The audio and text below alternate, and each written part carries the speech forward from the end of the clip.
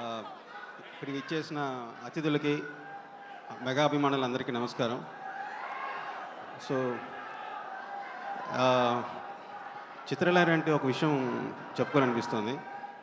Release అయిన 4th day ఒక bouquet వచ్చింది.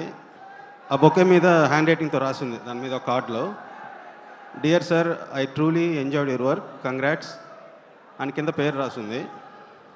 ఎవరు పంపించారని చూస్తే పవన్ కళ్యాణ్ గారు. ఎందుకంటే అప్పటిదాకా మనకు వచ్చిన బొకేస్ అన్ని ప్రొడక్షన్ హౌస్ నుంచి happy Diwali bouquets, happy new year బొకేసే, వర్క్ పరంగా ఎప్పుడేం రాలేదు.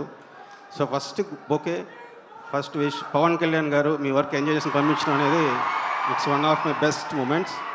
Thank you so much sir. And Tej, ఇండస్ట్రీకి వచ్చాక చాలామంది హీరోలు పరిచయం అయ్యి ఫ్రెండ్స్ అయ్యారు, కానీ హీరో కాకముందు నాకు ఫ్రెండ్ అయిన ఒకే ఒక వ్యక్తి తేజ్. సో ఈ 10 years ఆఫ్ జర్నీలో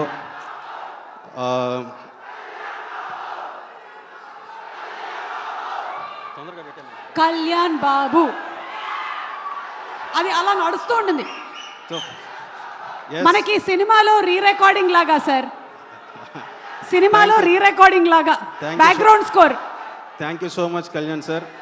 నా ఫస్ట్ విష్ అనేది ఎప్పటికీ మర్చిపోలేను. It's best moment in my life. So 10 years of Tej. So ఎంతో హార్డ్ వర్క్, ఎన్నో స్ట్రగుల్స్ అన్నీ దాటుకొని ఈ స్థాయికి రావడం అనేది చాలా చాలా happy. So happy for you darling. ఇలాగే గొప్ప గొప్ప విజయాలన్నీ అందుకుంటూ ముందుకెళ్ళాలని మనస్ఫూర్తిగా కోరుకుంటున్నాను. Thank you all. Sir, carnage అంటే ఇంకా మనకి గ్లిమ్స్ రిలీజ్ అవ్వలేదు, కానీ ఈ సెట్టింగ్ అంతా చూస్తుంటే మీ ఎక్స్పెక్టేషన్ ఏంటి? డైరెక్టర్ ఇక్కడే ఎక్కడో ఉన్నట్టున్నారు.